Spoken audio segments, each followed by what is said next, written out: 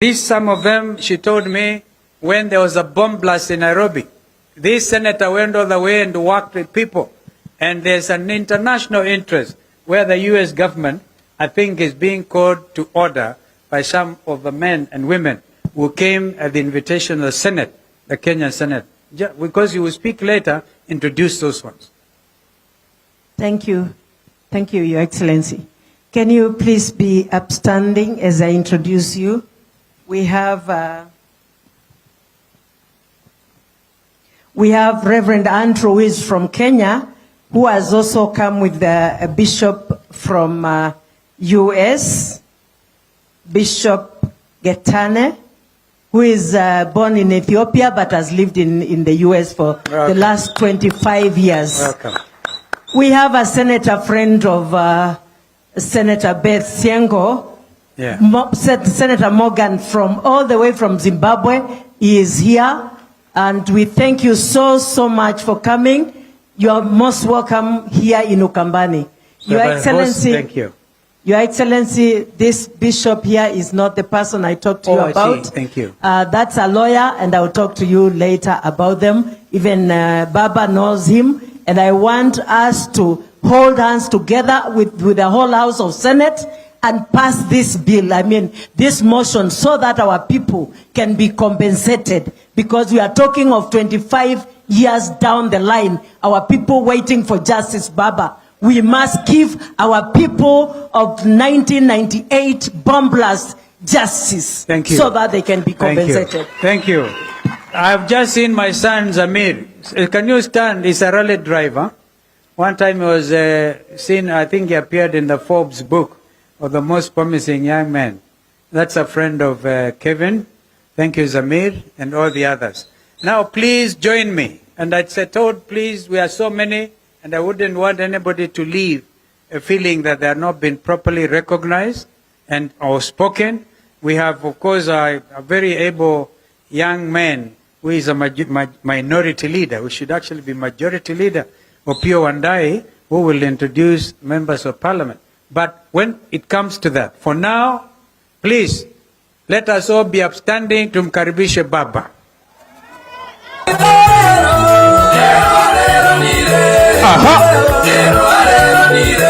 Wapi vifijo, vigelegele na nderemo.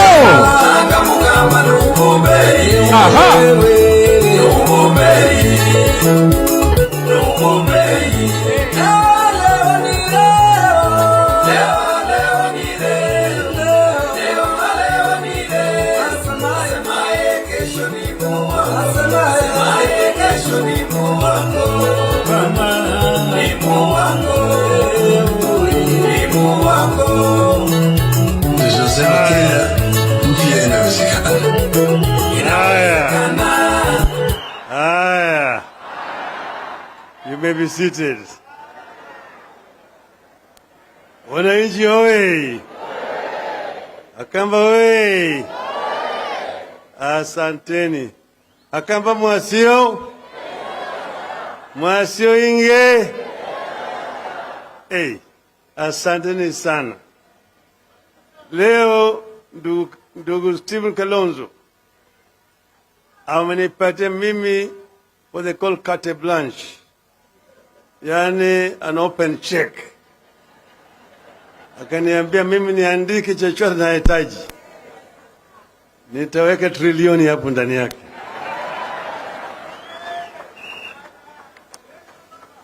Kwanza nataka kutoa shukrani sana kwa ndugu yetu Stephen Kalonzo Musyoka na wana Wiper kwa kuandaa karamu kama hii.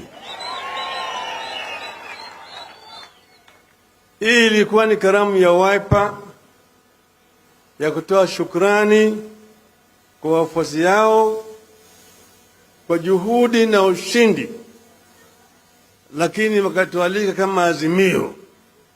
Manake Wiper ni kiungo cha Azimio, ati tukuje yote kama viongozi wa Azimio. Kwa mimi nataka kuuliza viongozi wa Azimio ambao wako hapa, wabunge na viongozi wa vyama wasimame. Tuonekane.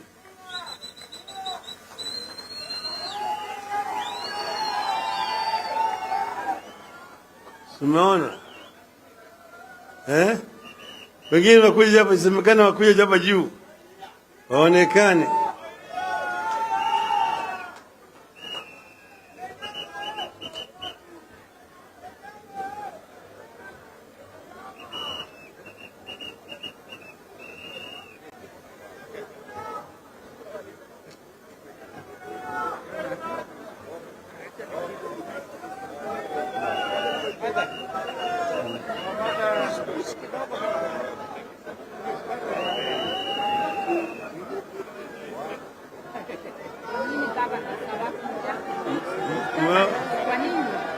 Why are the governors there? Wale magavana wako wapi? Magavana. They are the prime elected leaders.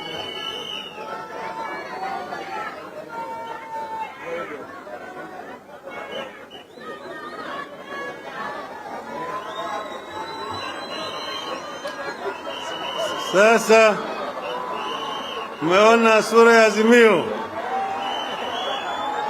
Kila mtu angalia mbele huko. Kila mtu angalia mbele. Azimio. Inawezekana. Azimio. Inawezekana. Azimio. Inawezekana. Asanteni sana, mnaweza kurudi mketi.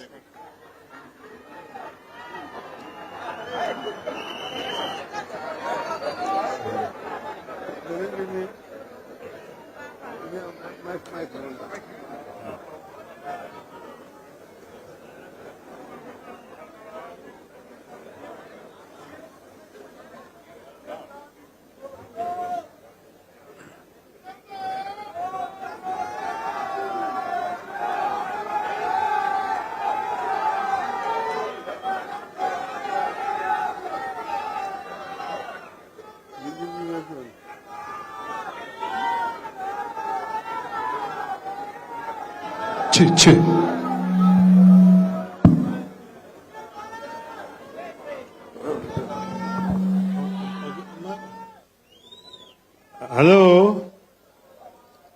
Halo. Nataka vile kutoa shukrani kwa rafiki yangu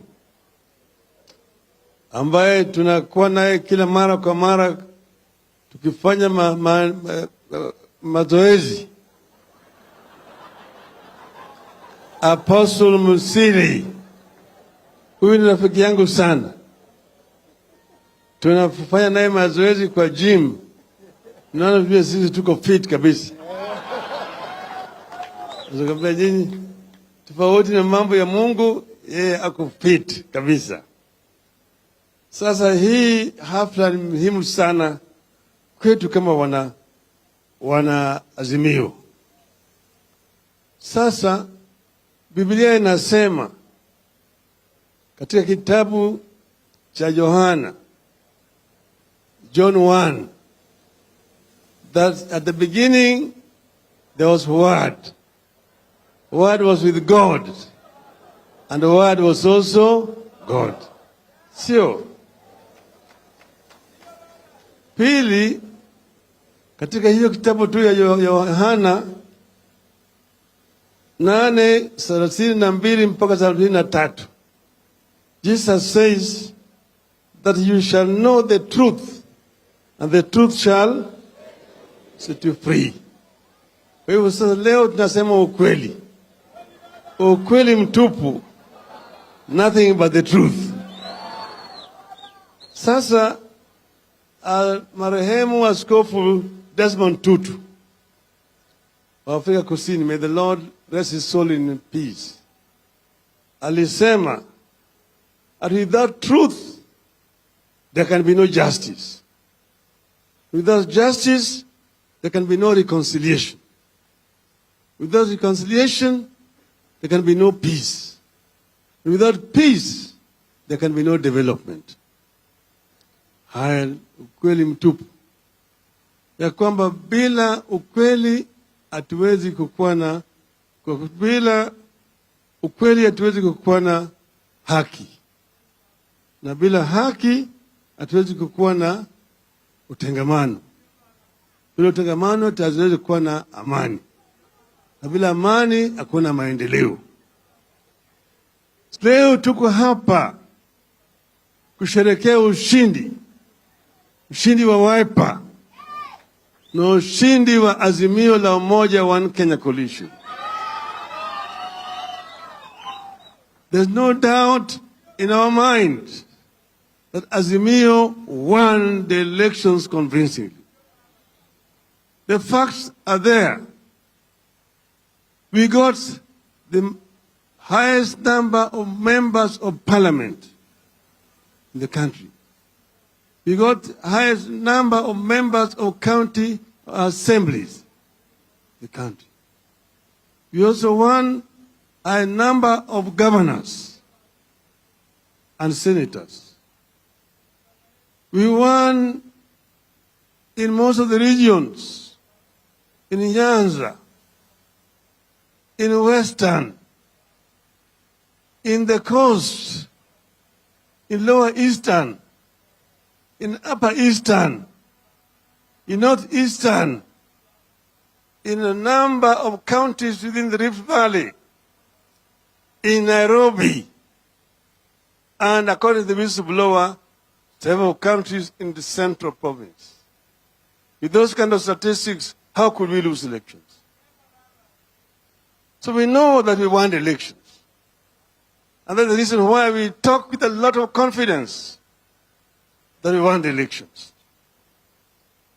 And people know what transpired. People saw what happened at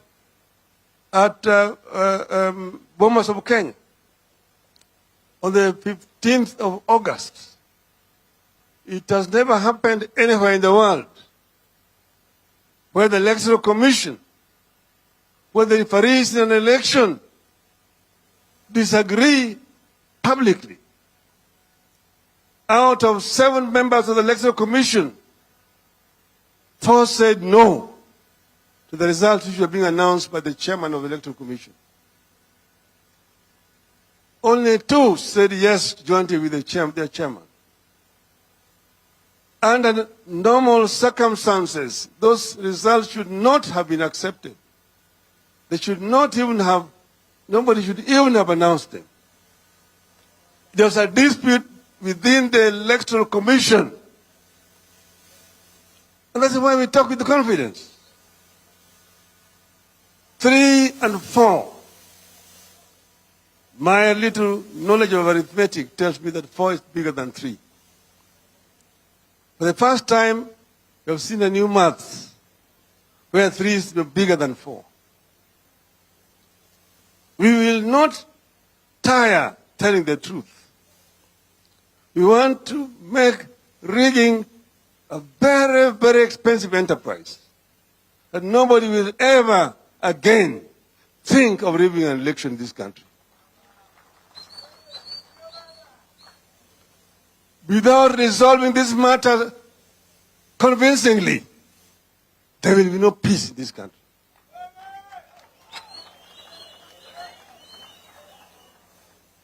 Kenyans will not go back to elections in 2027 and the election will be rigged again. It will never happen again. And we are going to tell them why it will not happen. It will not happen because Kenyans will not accept it. Now we have said that we want to see the truth. We have said that everybody was at fault.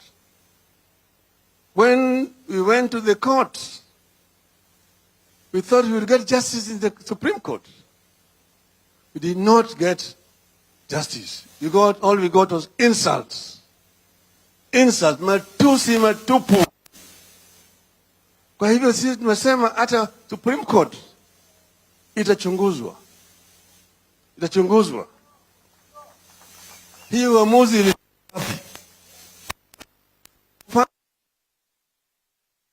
Soma, and I will quote the ruling, that she is convinced beyond reasonable doubt that the IBC deployed virtual private cloud, VPC, virtual private cloud. I don't know whether you was aware of what you're saying.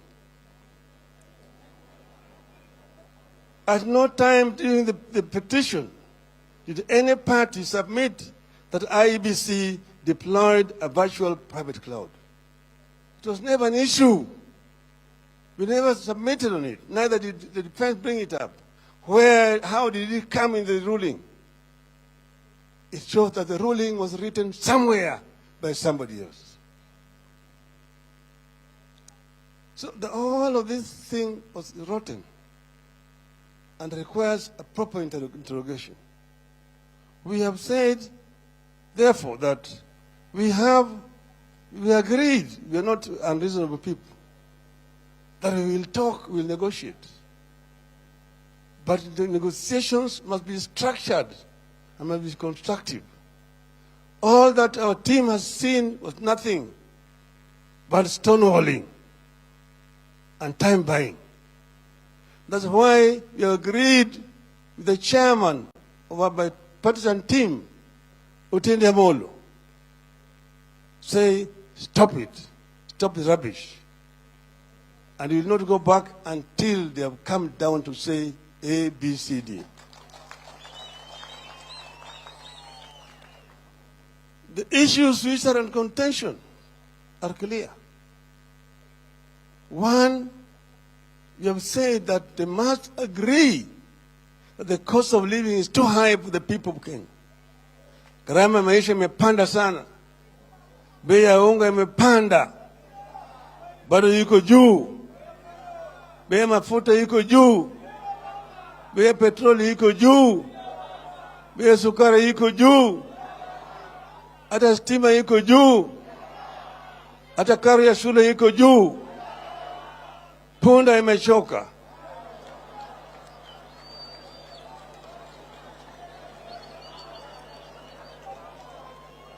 As if to add insult to injury, wamekuja na kitu inaitwa finance bill. Finance bill, which is an insult to the people of Kenya. People already are struggling to make ends meet. Now you're adding with a lot of impunity. Alafu nasema ati wapende wasipende. Hiyo lugha tulijua sana wakati ya bwana Salat na bwana Sharif Nasir na bwana Kariki Shotara. Wapende wasipende.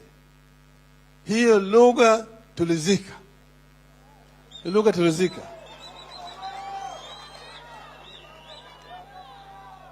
Si punda yako. Mbona tuweke mzigo. There will be no taxation without representation. Hiyo ndio ilileta mapinduzi Amerika. Kama hujui. Kwa hivyo huwezi kuongea na madaha na maringo. Atuwe huko na wabunge ambao wamenunua. You have a false majority of members of parliament. I want to tell you that those people do not represent the people of Kenya. Those people are going to vote for you mainly because you have bribed them. But the people of Kenya don't support it. And we are urging the people of Kenya to withdraw the delegated sovereignty to parliament over this issue. That what parliament passes does not bind the people of Kenya. And the people of Kenya will be entitled to come out and protest and resist repression by this regime. You have said it's not acceptable. Secondly, you have come up with a housing levy. Housing levy. You remember housing levy? Mimi najua sana. Wangekuja kwangu kwa mafunzo. Ningewafundisha. Hawajui. You cannot introduce additional tax when the economy is in depression. You can't do it. And where did you get the 3% from? If you're saying it's investments, how about the employer? 3%. Investment, employers investing in what? additional tax of 3% on an employer. That is completely unsustainable. So we said this thing need to be shelved and must be shelved. Secondly, servers.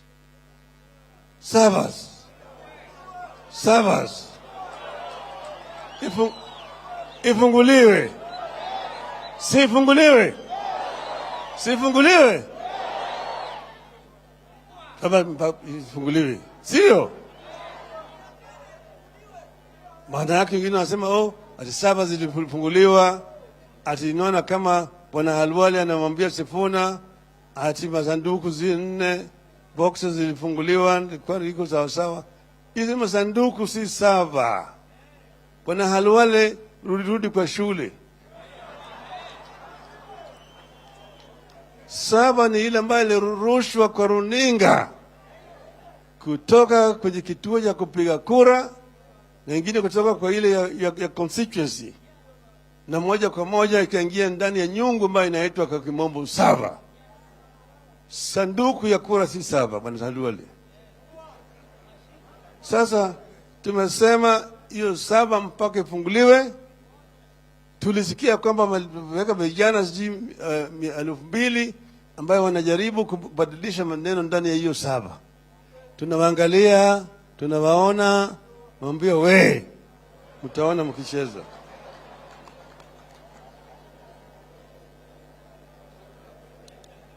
Tatu, mambo kuingilia vyama vya Azimio. Kenya Kwanza ilikuwa na vyama vyake ambayo waliingia huko kwa hiari. Kuna zingine ambazo ziliingia ndani ya Azimio kwa hiari na waliweka sahihi. Kulikuwa na mkataba baina ya Azimio na hizi vyama zote hizi.